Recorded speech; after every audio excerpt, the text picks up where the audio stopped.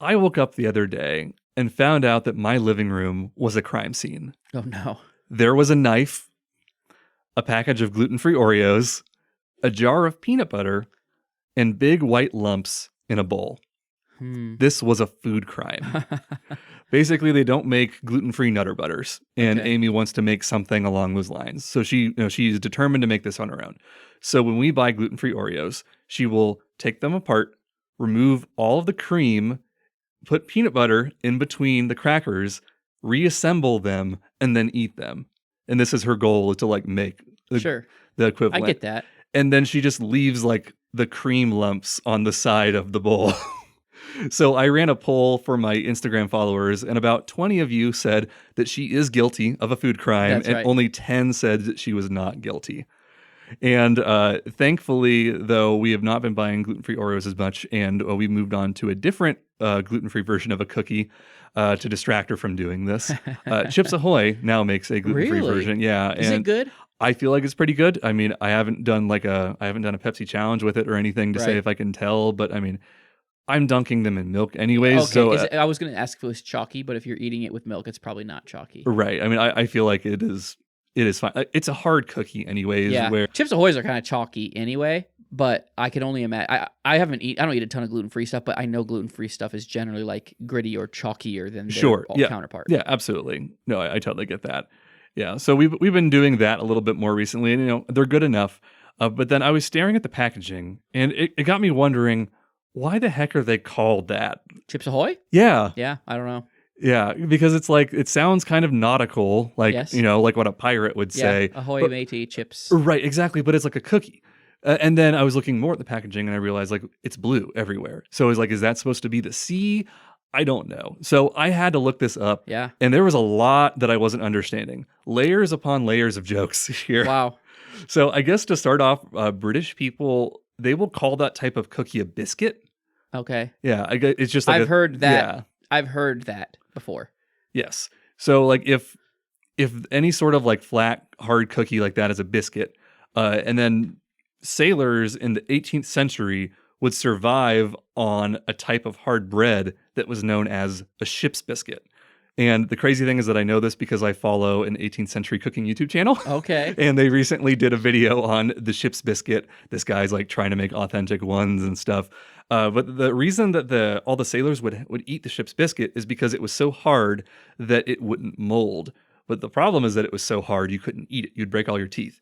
So you would have to soak the ship's biscuit to like revive it Sure. in something. So in a way, they're dunking the cookie in water or Right. rum or whatever you do as Sure. as someone back then. And then I also was looking into the parent company of Chips Ahoy and Oreos, and they're owned by Nabisco, Sure.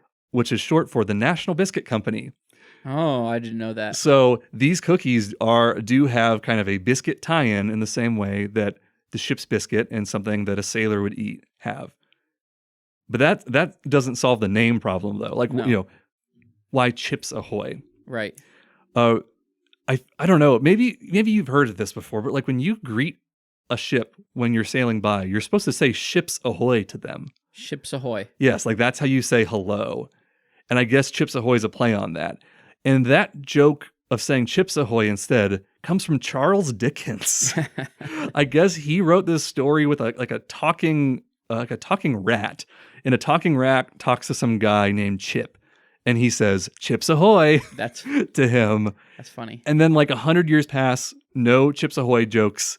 And then in 1950 or so, Walt Disney makes an animated short with Chip and Dale stealing a boat from Donald Duck, and it's titled Chips Ahoy. And not long after that, Nabisco introduces the Chips Ahoy cookie. I have the problem I have still with this name, and maybe there's more to it. No. Okay, see, without knowing what a Chips Ahoy is, like I have my whole life, right? Obviously, Yeah. and I still like them actually a lot. I eat them like probably maybe more than I would think I do. Like I eat them, I Oh, think yeah. they're good. Like, is it like saying, "Hey there, chips"? Like there's chips. Like it doesn't lead me to believe there's a cookie. It's a cookie. Yeah.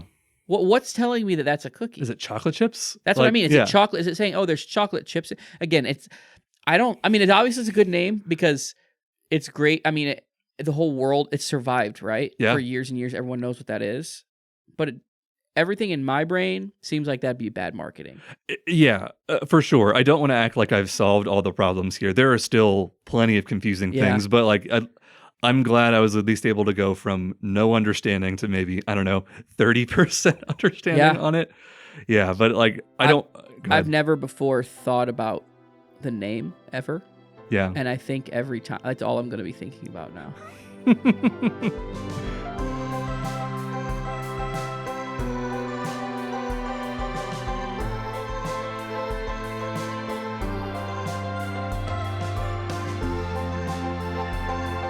Welcome to the Factoid Podcast.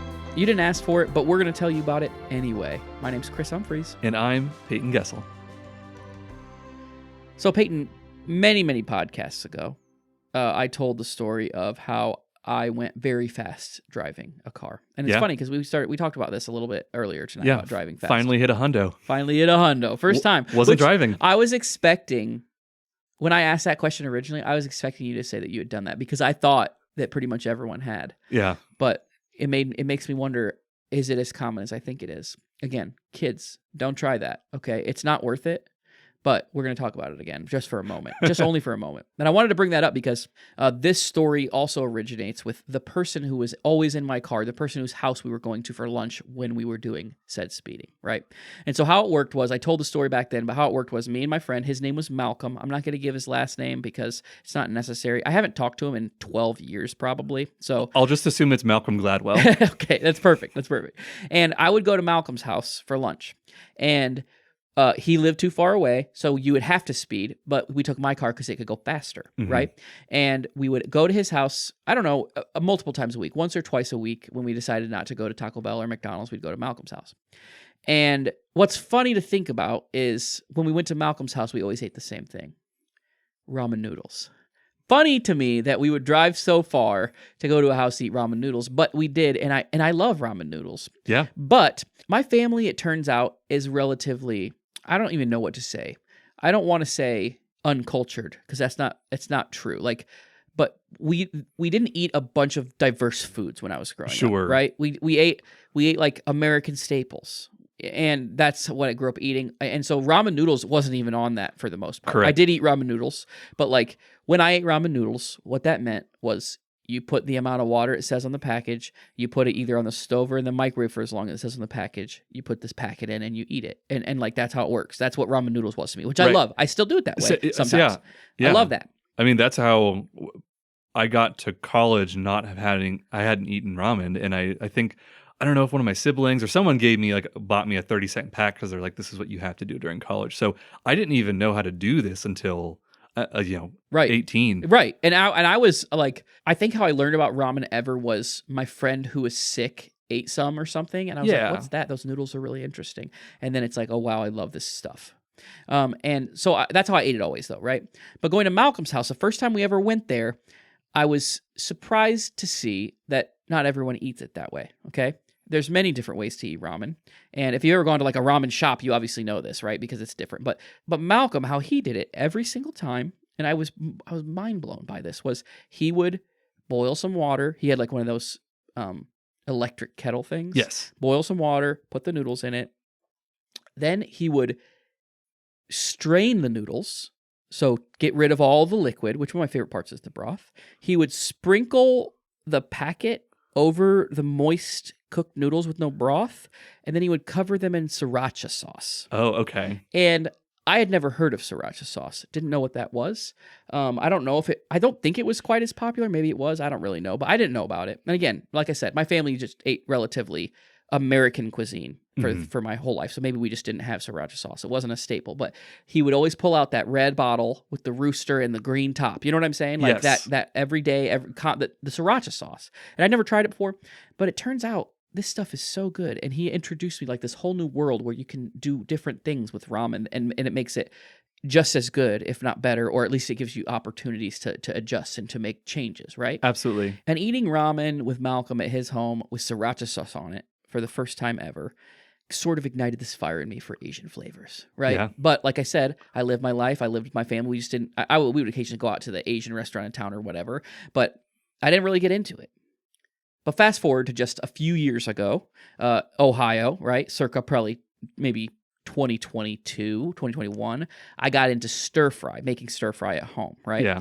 And I wanted to learn, like, how can I make flavors that are, like, I didn't even know what went into, like, Asian cooking, right? I didn't know.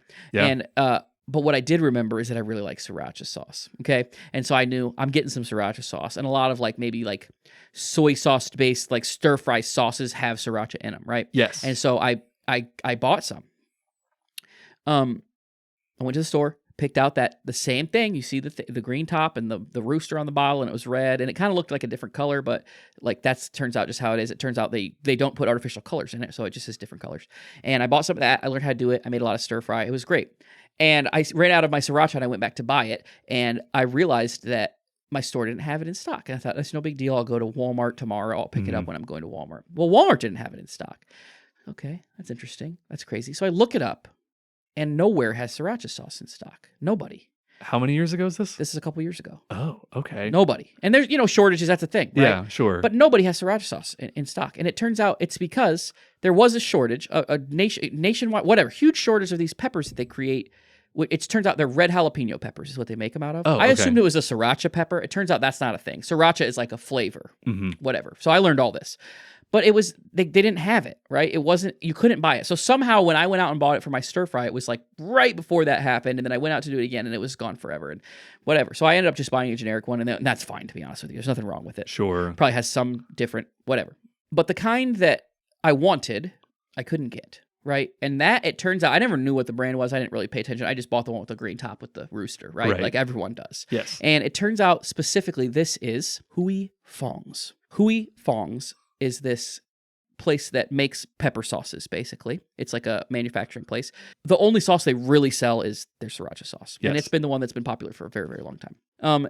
And it turns out Hui Fong's was having trouble getting the peppers that they had always made. And so when I started looking into this, I was kind of shocked, because there's way more than meets the eye that goes into this story. And so I wanted to give you a little bit of background. I'm intrigued, because I know there's something weird about Sriracha, but I couldn't tell you what it is. Yes. It all begins in the 70s, mid-70s in Vietnam with David Tran. So David Tran is the creator of Huy Fong Foods and their famous Sriracha sauce. He started his journey, like I said, in the mid-70s in Vietnam. That's where he grew up. But soon after he grew up, the government of Vietnam decided to basically start like eradicating his people, basically. Oh, that's unfortunate. And so it is very bad. And so him and thousands of others basically like ran to this boat, like a refugee boat, basically. And they were taken on this boat to America. And the boat was named the Huy Fong. Oh. So this is actually where he named his business after, because it's, I think, basically because it's saved his life. Saved his life, exactly. And so he actually started his company. He had made pepper sauces and stuff. His brother in Vietnam grew peppers, and so he had made pepper sauces that he used and whatnot. But he decided to make a company in America, in Chinatown of LA is where it began, and he would make sauces. And Sriracha sauce grew in popularity very quickly, because I think there was a lot of people coming from that area who this is a flavor they were familiar with, and it started to make its rounds. And originally it got it sold to maybe like, restaurants or to families or people who were cooking with that sort of flavor palette. But then it started getting sold to Asian grocery stores and on a larger scale, right? It eventually made its way into all kinds of stores, like it is now. It's everywhere. But he's actually been quoted saying that supply was never able to keep up with demand. From the smallest to the largest, he's never been able to keep up making enough Sriracha sauce, which is a good problem. But it wasn't all good problems for Tran and his company. So he moved from his first small factory in Chinatown to a larger one in Irwindale, California. But as soon as production began, as soon as that factory opened up, there were obviously more jobs, more people. It was a bigger operation. As soon as that opened up, the residents of the town started getting upset and began complaining of the smell that was in the air and the way that it kind of made the atmosphere feel. It was like spicy, and it kind of like stung, and people didn't like the emissions that this kind of thing produced. This is like when I make salsa in my kitchen. Exactly. Yeah, exactly. That was just being on a mass scale put out into this town. People were complaining that it would even make it into their homes, and people were just getting upset. This is a new business. They were excited that it was going to come, but now that it's here, they didn't want to deal with it. And so after complaining and filing a lawsuit against them, the town finally did eventually realize that, look, what we wanted was an industry in our town. what we got was industry in our town. It's a successful one. It's a growing one. We need to probably just suck it up. And so they did. And they eventually dropped it all. It was a big deal. It was like long, but they eventually just gave it up. But he had to deal with that for years. And I'm sure that's a very stressful thing to deal with as a business owner. But there's a few more years of peace in here, and steady growth continues to grow. They continue to do more and more and make more and more, but there was some more bad. Like I said before, they use red jalapenos. They had been supplied these red jalapenos by one ranch in California, the Underwood Ranch. And I think it's since like 1988 they had been supplying the totality, all of the red jalapenos for sriracha sauce to be made at Fong. Which is crazy, like putting all your eggs in one basket. It's a ton. It's a ton. But they'd been using them for so long, and they could kind of plan for the future and say, hey, are you planning on growth? We have more room to grow more. They knew how to grow these peppers really well, because it turns out it's like kind of a tough thing to grow. And so like people could say they're going to have this huge crop and then offer it to people, and then they would have way less of a yield than they thought they would. It just wouldn't work out right. And so they knew how to grow it, And it takes longer. So the thing with like a red jalapeno versus a green is extra time. So it's like you have your jalapeno growing. The one you see at the store usually is green, because you have to let it sit on the vine for like 2 extra weeks as it slowly turns like a brownish black and then emerges red. So obviously, like sriracha wouldn't work if some of the peppers are green. Like the color would be like wildly differently. So, but you then have to make sure that it's like hanging out there all the longer instead of harvesting it sooner, as if it were like green sriracha or something. And not that many places even grow red jalapenos, and I'm pretty sure it's for this reason, because like you said, you don't see red ones in the store. It's because it's like people don't like to grow crops that take the same amount of work, even more work, and make no more money. You know what I mean? Exactly. But this company, this ranch, I should say, they had a contract with them for all these years. They knew they were good for all these peppers, and they were growing and growing. It was like a ton. They eventually got to thousands and thousands of acres of peppers they were growing.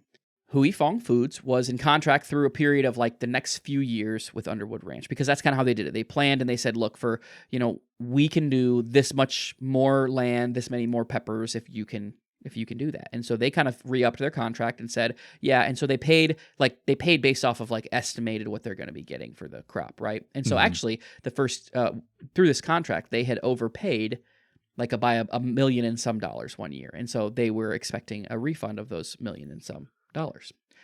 But they hadn't gotten reimbursed yet. And so Tran and his company decided they would sue Underwood Ranch for their $1 million back, which makes sense. But it turns out, even though they re-upped their contract for multiple years, Tran had no intentions of actually fulfilling that contract with Underwood Ranch, even though they worked together for many years. Oh, okay. He was creating a team of people who would locate and find other places, multiple places, to find these red jalapeno peppers, or to have someone grow them for them cheaper, right? And so it was like becoming like a part of the company, a team of people who like basically cut out this company they'd been working with for so long.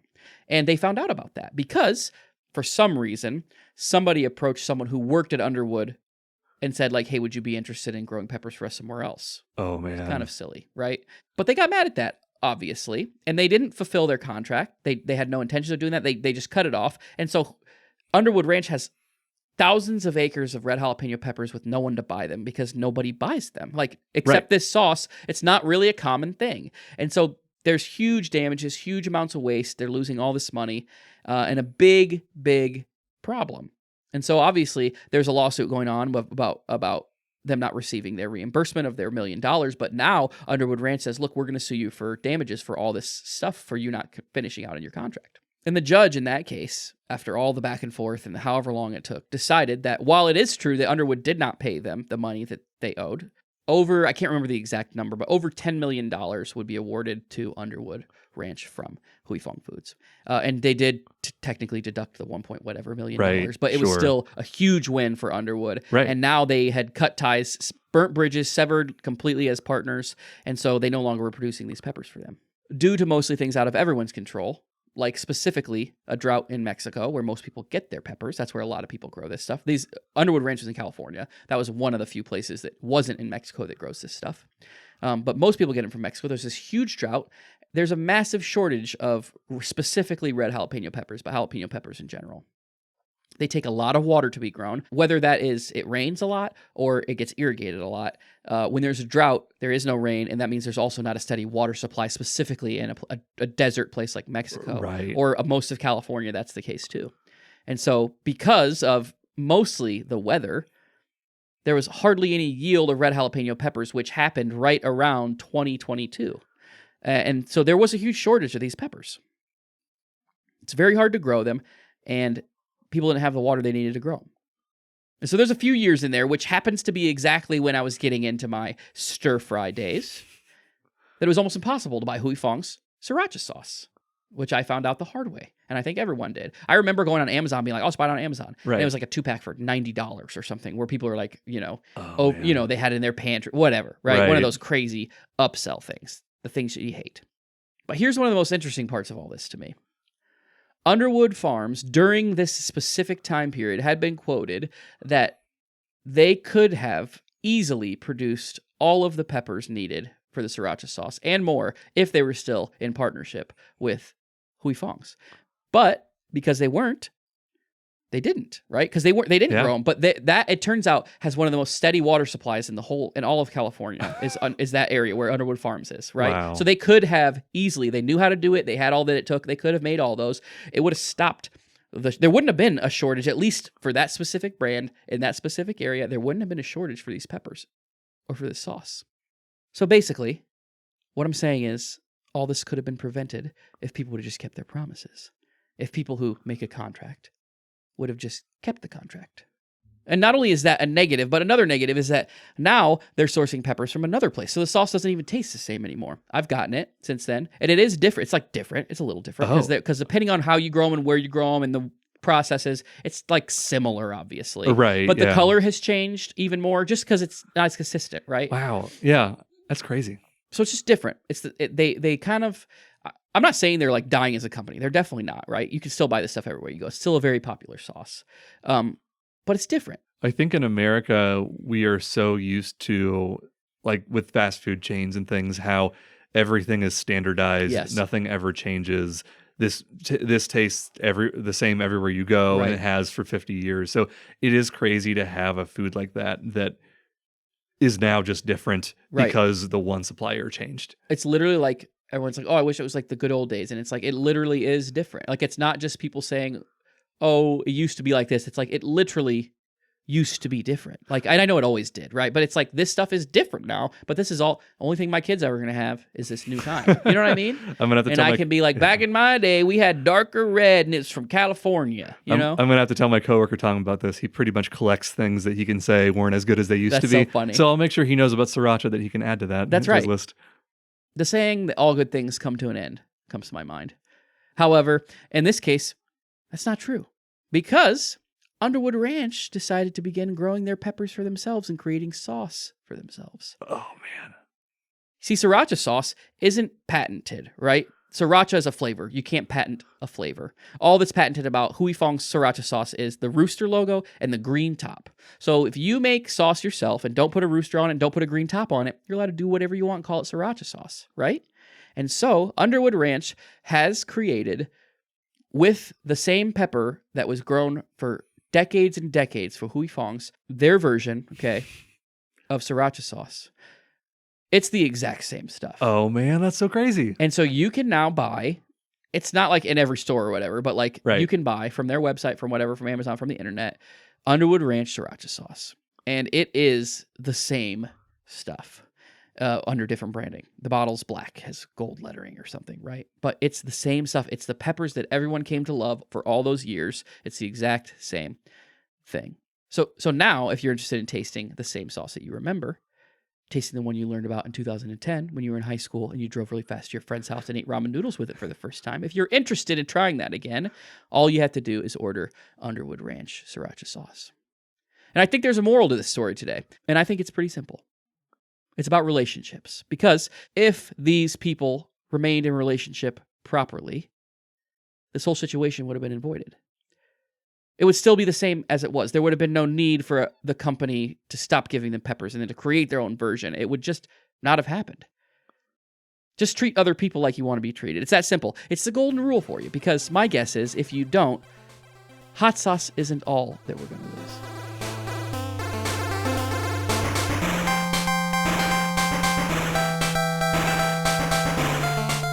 The Olympics are here. and it's one of my favorite times. I was going to say my favorite time of the year, but Right. the Olympics are not every year. It's one of my favorite times of the 4 year. Right. Of the 2 year kind of, Sure. but the summer being the better. Summer's the better one. Oh, for sure. absolutely. Yeah, and as you can probably guess, we're only watching the weird sports in the Gessler household. Like I picked up a Peacock subscription a few months ago, and it was mostly because I got tired of only watching the 4 sports that NBC wants to show you. Sure. They want to show you swimming, gymnastics, basketball, and track and field. Yes. These are perfectly fine sports. I just feel like they're running out of former coaches of Katie Ledecky that they can interview. Like they've hit all of them. Every grade school teacher. It's like, how much additional programming do we have to have about Right. these people? I'm glad they're winning medals. I'm glad they're doing great. But can't we watch a weird sport? I want to watch some handball, and you're not showing any handball. There's no U.S. handball team, so there's no incentive for them to show Yeah. it. But on Peacock, I can get what they call the world feed, which means it's no U.S. coverage, and you'll just have like a British lady in a booth by herself calling handball games all day. And like this is peak television for me. Yeah. Like that, or I'm watching like a 58-year-old Chilean table tennis player. Yeah. I love watching the table tennis. Yeah, absolutely. This year, one of the new sports is breakdancing. Breakdancing Yes. in the Olympics? Yes, but it's officially called breaking, and I learned that this is because the media calls it breakdancing, but the people, if you're in the scene, you call it breaking. Really? Yes, which means that I guess I'm the media because I had no idea. I had no clue. Yeah, and all the official names of like the contestants, like when they're going to introduce people, it will be B-boy, your name, B-girl, like B-boy Chris No is way. going to do his routine. That's amazing. I know, it's so great. I had no idea. So that debuts in about a week, so I haven't seen any of it, but I encourage you to look it up, a recap or Will there be a Peacock breakdancing channel, you think? yeah, there's Okay. I think it's Okay. August 9th, I think is Okay. when they start. It starts and finishes in the course of about 2 days. So it's Okay. going to be it's going to be a flash in the pan, but I'm gonna try to tune into that. absolutely. Yeah. So I, like as I'm, making my way through all of these weird sports, I naturally have to watch some equestrian. It feels like the sport with, I guess, the most gatekeeping, and in some ways that is literal. There is a gate around the entire thing. But it's like not only do you have to be good at a skill and practice for years and years, but you also have to have enough money to afford a horse, Right. and you have to like afford the boarding and the breeding to get the good horse, Right. all the oats. I don't know how much oats cost, but I have to imagine it's a lot of money spent in oats. Yeah, it's a lot. Well, that's the thing. Even if they're cheap, they eat a lot, I'm sure. Absolutely. They're big. So like compare that to soccer. You need a ball, 2 goals, and some friends. Or like track and field, like to learn the basics of running. You need feet. Yes, you need feet, preferably shoes. And then you can like add equipment as you go to get better. But yeah, it's like you can't just practice equestrian without a horse, and like a kind of a good horse even. Right. And it got me thinking, like, there's got to be some way that we can democratize equestrian sports. There are so many countries where if you don't have easy access to horses, like you're never going to be able to compete in the Olympics because you just don't have enough horses to go around. And I'm glad that I'm not the only person thinking about how to democratize equestrian. Today, I want to tell you about a new sport from Finland that's gaining a lot more traction. Hobby horsing. Hobby horsing. Hobby horsing is essentially equestrian, but with a stuffed horse on a stick between No your way. legs. Yes. You are running around obstacle courses with the little fake horse between your legs, and you're imitating like you're on a real horse. And there's a panel of judges who's rating you on your technique. Are you doing all the right things at the right time? Are you clearing the hurdles? And they give you scores just like in normal equestrian. That's hilarious. It seems like something that would be in like a parody adult cartoon. Oh, absolutely. Yeah. And it is unsurprisingly very popular with teen girls. Sure. It's like almost, I don't think I've seen a single male competitor, and I have not seen a single adult competitor either. It is a very specific market, I guess you could say. And I was trying to think about like the pros and cons compared to traditional equestrian. And I think the big downside is you're you're not riding the real horse. Like it is not, that's the obvious Yeah, difference. you're holding. But in some ways, it's kind of freeing to not deal with a real horse. Like you don't have to worry about all the chores that go into it. Yeah. You can just say, I want to go for a ride right now. You don't have to worry about if the horse is interested. Right. Like your hobby horse is not going to be asleep when you want to go No. ride. Like it's, you can kind of just get up and go. And You can ride it in the house too. you can ride it in the house. It's pretty quiet. And I've heard that in addition to the more organized events, a lot of hobby horsers, they will just like go out on a ride, for fun in the evening. They'll just go through the woods, kind of collect their thoughts. And I thought this is basically what I do when I go on hikes. So it's like, I can relate to this sort of thing. Yeah. It can be therapeutic in a way to just get out in nature, not talk to anybody. And I don't know, maybe there are different ways to experience that than what I'm used to. Yeah. And I've also noticed that it uses a lot of different skills from traditional equestrian. I don't know if that's a plus or a minus, but like equestrian, at the heart of it is about the relationship between rider and horse. Yeah. Like the communication is super important. I was watching plenty of equestrian lately, and just as the commentators are talking about just the very subtle movements that the rider is making to signal Sure. when they need to switch. And there was a time I was watching, and in the dressage, which is kind of like the horse dancing is what they call it, where it's like the more about like do the special moves. Right. There's a series of I think 29 moves that they have to do at different times in different areas. And if you just like round a corner incorrectly, you're getting docked points. Wow. And there was a time when one of the riders, used this, bumped the horse's leg just like with their leg, like incorrectly. And the horse thought it was a signal to do something. And it just starts like trotting at the wrong time. Wow. And it was because it just barely misinterprets this, this direction and just, got confused. So with hobby horsing, you don't have to worry about that relationship because you are horse and rider. That's right. But the hard part about that is you have to, in order to do this well, you have to imitate how the horse would react with the stick.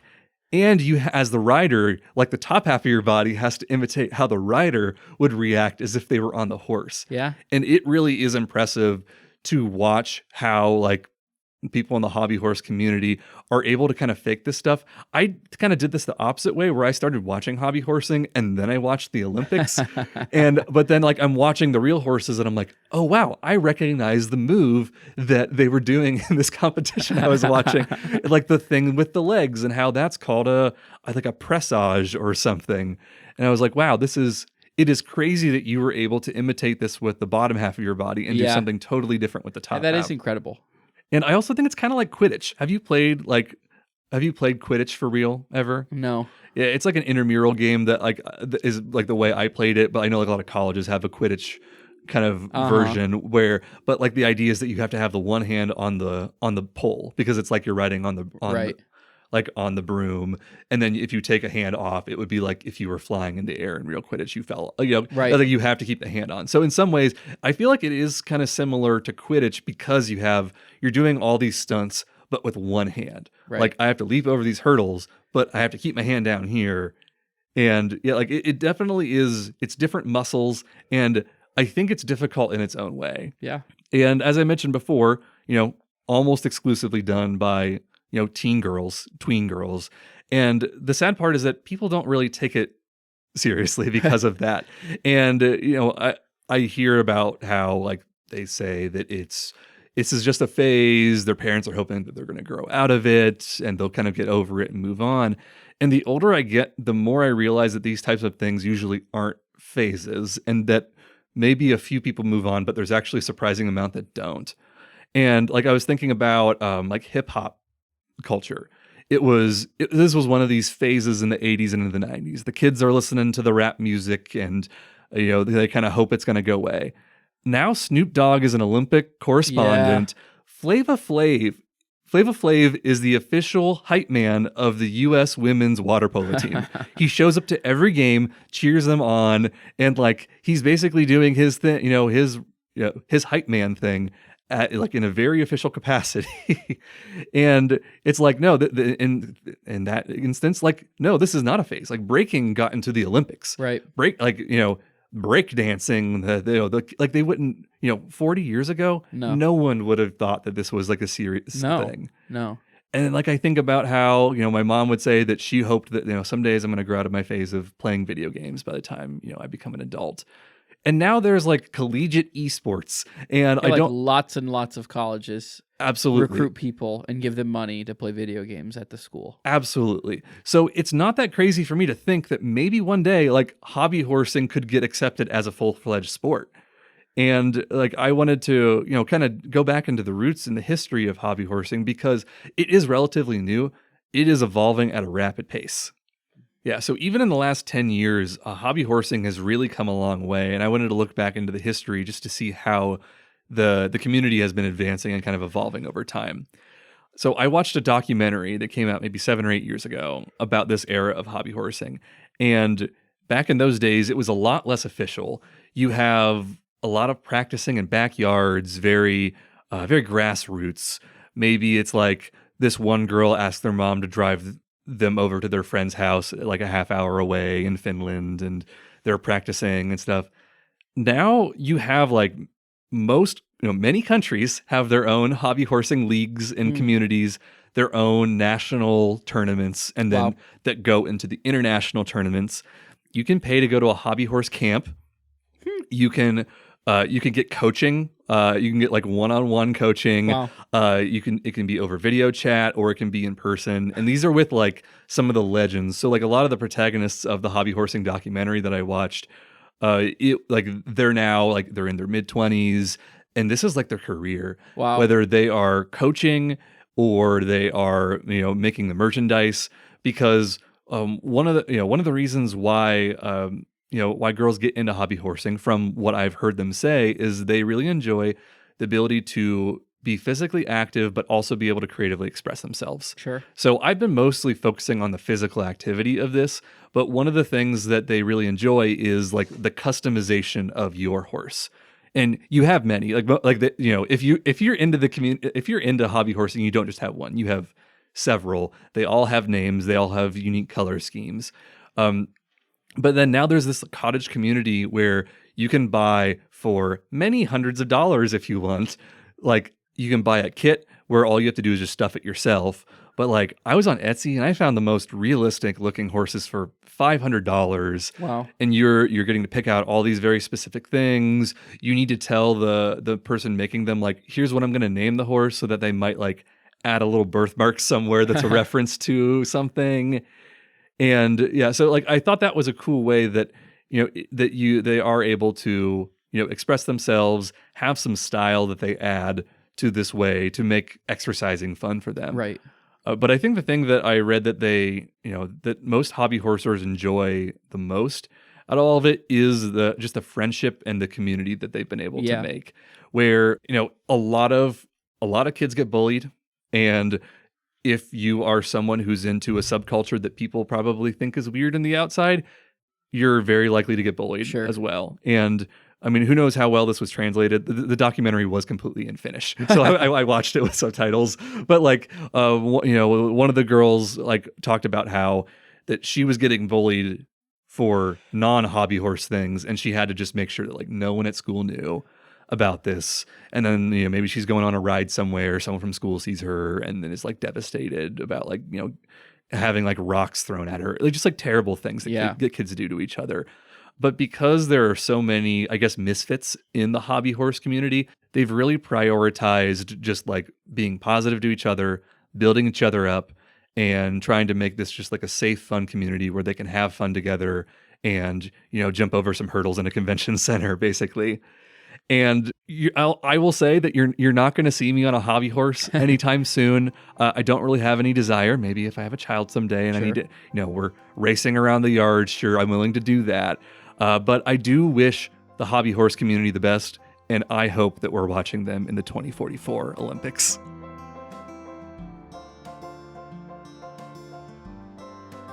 Thank you for listening to the Factoid Podcast. If you have a factoid that you want to share with us, just send us an email at whatsyours@factoidpodcast.com. As always, you can find us everywhere you get your podcasts, or you can check out our website at factoidpodcast.com. We'll see you in 2 weeks.